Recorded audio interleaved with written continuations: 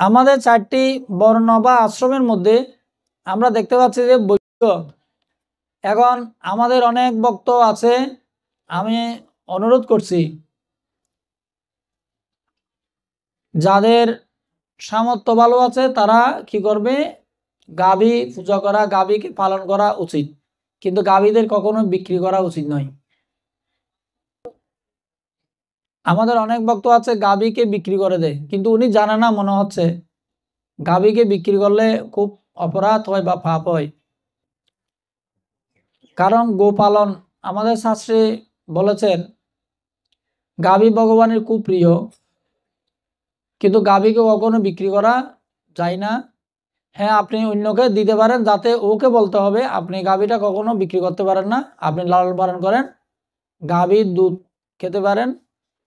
আর গাভীর যে মল আছে ওইটা দিয়ে আমরা কি বানাতে পারি, যে যজ্ঞের জন্য আমরা উপকরণ বানাতে পারি। তাহলে গাভীকে কখনো বিক্রি করা আমাদের উচিত নয়। এখানে বলা হচ্ছে কি শূদ্র, শূদ্র কারা? শাস্ত্রে বলা আছে কি যারা জীবনের 4টি আশ্রমের মধ্যেও, বনাশ্রমদের মধ্যে যারা শূদ্র আছে, যারা ব্রাহ্মণ, ক্ষত্রিয়, বৈশ্য, এই মানে 3 জনের সবাই ব্যস্ত থাকেন, তাদেরকে শূদ্র বলা হয়। এবং এখানে ভগবান ভগবদ্গীতাতে এই শ্লোকে বলছেন যারা নিচু কুলে জন্মগ্রহণ করছে, শূদ্র অন্তজ, তারাও যদি ভগবানের চরণে আশ্রয় গ্রহণ করে, তারাও ভগবানের ভক্ত হয়ে, শুদ্ধ ভক্ত হয়ে ভগবত ধামে ফিরে যেতে পারেন। তাই মহাপ্রভু বলছেন কিবা বিপ্র কিবা নিয়াসী শূদ্র জ্ঞানে নয়, যে কৃষ্ণের তত্ত্ববেত্তা সেই গুরু হয়। এমনকি নিচুকুলে জন্মগ্রহণ করলেও সেই যদি হরিভজন করে তাহলে সেইও গুরু হওয়ার যোগ্যতা লাভ করে। তো এখানে যারা এর চাইতে অদম, যেমন কুকুর বুঝি, কুকুরের মাংস খায়, যারা কুকুরের মাংস খায় তাদের চেতনাটা কি রকম হতে পারে? আপনারা দেখবেন কিছুদিন আগে বাংলাদেশে এরকম একটা ঘটনা, মানে কুকুরের মাংস দিয়ে বিরিয়ানি খাওয়াচ্ছে মানুষকে, এটা ধরা পড়েছে। তো তাদের চেতনাটা গুলো কি রকম? তো এই কুকুর বুঝি মানুষও যদি ভগবত চরণে আশ্রয় গ্রহণ করে তাহলে তারা শুদ্ধ ভক্ত হয়ে ভগবত ধামে ফিরে যেতে পারে। কিন্তু আমরা ভারতবর্ষে মনুষ্য জন্মজাত, জন্ম সার্থক করি পরোপকার। 16 মালা জপ করছি আমার জন্য, মঙ্গল আরতি করছি আমার জন্য, শাস্ত্র অধ্যয়ন করছি আমার জন্য, গুরুদেবের আদেশ পালন করছি, কিন্তু স্বয়ং ভগবান ভগবদ্গীতা আমাদেরকে বলছে তুমি আমাকে ভগবানের প্রচারে, যিনি ভগবানের প্রচারে যাকে সহযোগিতা করে, যে ভগবানের যারা ভক্তরা রয়েছে সহযোগিতা করবে, তারা পরাভক্তি লাভ করে। তো ভগবানের নাম প্রচারের সহযোগিতা এটা কি রকম? নাম প্রচারের সহযোগিতাটা কি রকম? এখন যদি মনে করি না আমি লিডার হয়ে গেছি, আমার কোনো কাজ নেই, আমি শুধু খেয়ে খেয়ে ঘুমাবো আর অন্যরা তা করবে, এটা নয়।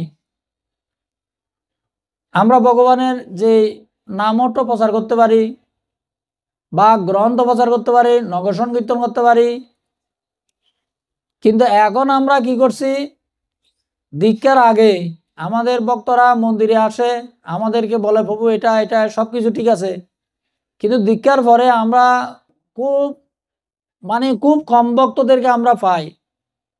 দীক্ষার পরে আমরা খুব কম ভক্তদেরকে পাই মন্দিরের প্রচার কার্যে সহযোগিতা করার জন্য। এবং অনেকে আমাদেরকে দেখা যাচ্ছে কি অনেকে খুব ভাবুকের চলে মন্দিরে আসবে, কোনো একটা সুযোগ সুবিধা পাওয়ার পরে সে মন্দিরে আর ত্রিসীমানে তাকে আর দেখা যায় না, এরকম মাসের পর মাস, বছরের পর বছর।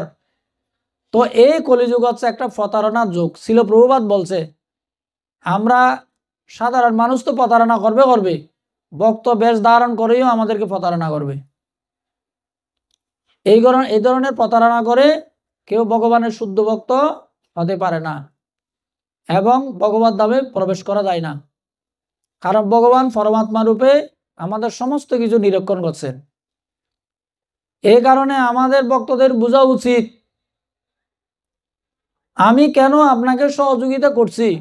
সহযোগিতা করার একমাত্র কারণ হচ্ছে আপনি শিল প্রভুপাদের মিশনে শিল প্রভুপাদকে গুরু মহারাজকে প্রচার কার্যে সহযোগিতা করতেছেন বলে আমি আপনাকে সহযোগিতা করছি। এখন আপনি হাত গুটে আমার থেকে সুবিধা ভোগ করে আপনি যদি বাসায় গিয়ে ঘুমান আর যদি বলেন যে মাঝে মাঝে আমাকে দেখা দেন, তাহলে আপনি কি মনে করছেন যে আমি খুশি? আমি না, স্বয়ং ভগবানও খুশি না আপনার প্রতি। আপনি কোনোদিন আয় ইনকাম করে খেতে পারবেন না, কারণ আপনি সাধুদের সাথে প্রতারণা করতেছেন। এরকম বহু মানুষ ইস্কনে আসলো, বহু মানুষ ইস্কন থেকে গেল, কিন্তু ইস্কন ঠিক থাকবে, ইস্কনের কিছু হবে না। সহস্র যদি ওই ডুমুর গোড়া থেকে যদি একটা দুইটা ফরে যায় তাতেই কিছু যায় আসে না। ডুর বৃক্ষ ডুম্র বৃক্ষ ঠিক থাকবে।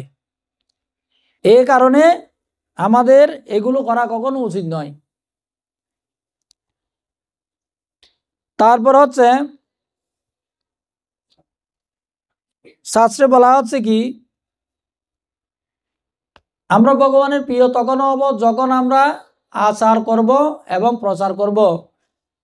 আচার প্রচার করহ দুই কার্য, তুমি গুরু সর্বজগতের রাজ্য। জগতের রাজ্য মানে কি? বৈদিক শাস্ত্র মতভাবে যিনি জীবনযাপন করে তাকে আর্য বলা হয়, আর বৈদিক শাস্ত্রে যারা ফলো করে না তাদেরকে অনার্য বলা হয়। আর্য আর অনার্যের মধ্যে এটাই হচ্ছে পার্থক্য। শাস্ত্রে বলা হচ্ছে কি অন্ততপক্ষে একজন ভক্তকে ব্রাহ্মণ গুণাবলীতে ভূষিত হতে হবে। তো এখানে আমাদের তিনটি গুণ আছে, তিনটি গুণের মধ্যে একটি গুণ হচ্ছে কি সত্যগুণ, দ্বিতীয় গুণ হচ্ছে রজগুণ, তৃতীয় গুণ হচ্ছে কি তমগুণ।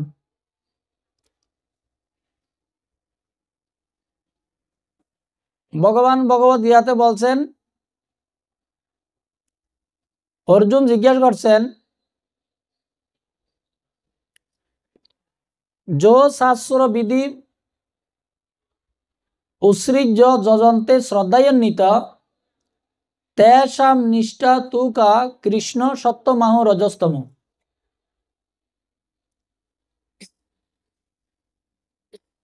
এই শ্লোকের অর্থ আছে কি অর্জুন বললেন যারা শাস্ত্রের বিধিগুলো পরিত্যাগ করে,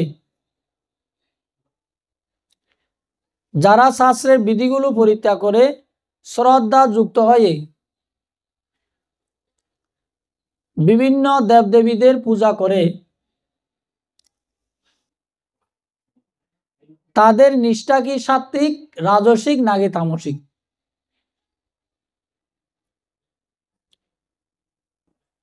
এটা কে প্রশ্ন করছেন? অর্জুন। কাকে প্রশ্ন করেছেন? পরমেশ্বর ভগবান শ্রীকৃষ্ণকে। তো ভগবান এর পরবর্তী শ্লোকে উত্তর দিচ্ছেন কি ত্রিবিধা ভবতি শ্রদ্ধা। ত্রিবিধা ভবতি শ্রদ্ধা। শ্রদ্ধা কত প্রকার? তিন প্রকার। সাত্ত্বিকী রাজসী চৈব তামসী সে তিন তামসৃণু। বলছে দেখি সাত্ত্বিক, রাজসিক, তামসিক এই তিন ধরনের শ্রদ্ধা আছে, তুমি তা শ্রবণ করো। ঠিক আপনি যজ্ঞ করলেও তিন ধরনের সাত্ত্বিক, রাজসিক, তপস্যা করলেও সাত্ত্বিক, রাজসিক, দান করলেও সাত্ত্বিক, রাজসিক, তিন তিন প্রকারের ভাব আছে। তা আপনি যদি পূজা করতে যান কি ধরনের পূজা করবেন? পূজা করতে গেলে অর্থাৎ যজ্ঞ করতে গেলে সেখানে ভগবান বলছে তিন ধরনের শ্রদ্ধা কাজ করে। তিন ধরনের শ্রদ্ধার মধ্যে আমরা দেখতে পাচ্ছি কি ভগবান আবার বলছেন সকল মানুষের নিজ নিজ অন্তঃকরণের অনুরূপ শ্রদ্ধা হয়। যে যেই ব্যক্তি যেই রকম শ্রদ্ধার সাথে শ্রদ্ধার প্রতি শ্রদ্ধাবান সেই শ্রদ্ধাবান হয়। কেউ যদি সত্যগুণের প্রতি শ্রদ্ধাবান হয় সেই সত্যগুণ হবে, কেউ যদি তমগুণের প্রতি শ্রদ্ধাবান তার তমগুণ আসবে, কেউ যদি রজগুণের প্রতি শ্রদ্ধাবান তার রজগুণ আসবে, ভগবান বলছেন। তো সত্যগুণের অধিকারী কারা? তো ভগবান ভগবদ্গীতাতে বলছেন যজন্তে সাত্ত্বিক দেবান যক্ষ রকংসি রাজসা প্রেতানুভূত গণাৎ সৈন্য।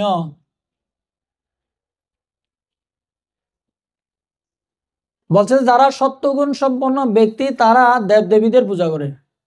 যেমন দেবদেবী আমরা লক্ষ্মী, দুর্গা, ওদের পূজা করে। তারপরে আমরা সূর্য, এরকম অনেক দেবতাদের পূজা করে। তারপর বলছে কি যারা কি ধরনের শ্রদ্ধা?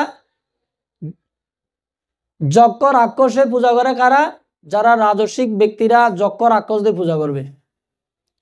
আর তামসিক ব্যক্তিদের কাদের পূজা করবে? তামসিক ব্যক্তিরা পূজা করবে প্রেত, ভূতগণ, ওদেরকে পূজা করবে। যেমন আপনারা দেখবেন কেউ যদি মা বাবা মারা যায়, অনেকে দেখা যাচ্ছে কি মাছ মাংস দিয়ে শ্রাদ্ধ কর্ম করে। এটা কি ধরনের? প্রেত একটা কর্ম, এটা প্রেত উদ্দেশ্যে করা হচ্ছে। কিন্তু এই প্রেত উদ্দেশ্যে কর্ম আমাদের কোনো যারা মৃত ব্যক্তির ওইটা কোনো কাজে আসে না। বিশেষ করে আরো প্রেত লোকে যাওয়ার ফলে সেই নারকীয় যন্ত্রণা ভোগ করে। তো যা হোক, আমাদের সময় এখন কয়টা? আমরা শেষ করে দেব, আমাদের 2:30 বাজছে। তো আমি আজকে আপনাদের এই চার্টটা আছে আপনাদের, আমরা নতুন বছরে একাদশী চার্ট বানিয়েছি। আজকে অনেকে জানে না যে লোচনদাস ঠাকুরের আবির্ভাব তিথি। এটা অত্যন্ত বৈষ্ণব পরিমণ্ডলে একজন বৈষ্ণব আচার্য। তো 14 জানুয়ারি ছিল জীব গোস্বামী তিরুভাব তিথি, ওই দিনে উপবাস হবে। 15 জানুয়ারি গঙ্গাসাগরের মেলা, 25 জানুয়ারি শ্রীকৃষ্ণ পুষ্য অভিষেক, 31 জানুয়ারি ছিল গোপাল ভট্ট গোস্বামীর আবির্ভাব তিথি। তো এভাবে এই মাসের মধ্যে এগুলো পড়ছে তিথিগুলো, এগুলো আপনারা দেখবেন। আর আজকে লোচনদাস ঠাকুরের যে আবির্ভাব, তিনি বৈষ্ণব আচার্য। তো লোচনদাস ঠাকুর বর্ধমান জেলার কাটোয়া মহকুমার অন্তর্গত কোগ্রামে রারীয় বৈদ্যকুলে জন্মগ্রহণ করেন। তিনি অল্প বয়সে গৌরভক্তগণের সঙ্গ পাবার সৌভাগ্য লাভ করেছিলেন এবং তার গুরু শ্রী নরহরি সরকার ছিলেন। তো তিনি অত্যন্ত ট্যালেন্ট ভক্ত ছিলেন। পূর্ববঙ্গে যে লক্ষ্মীর পাঁচালী, শনি পূজার পাঁচালী পড়া হতো, আপনারা দেখেছেন ছোট ছোট করে। তো মনসা পাঁচালী পড়া হতো, এইগুলোর সাথে মিল রেখে তিনি লোচনদাস ঠাকুর চৈতন্য মঙ্গল গ্রন্থ লিপিবদ্ধ করেছিলেন। তো পাঁচালী হচ্ছে 5 প্রকারের গীতিছন্দে রচিত গ্রন্থ, মানে 5 প্রকারের গীতিছন্দ রচিত গ্রন্থ।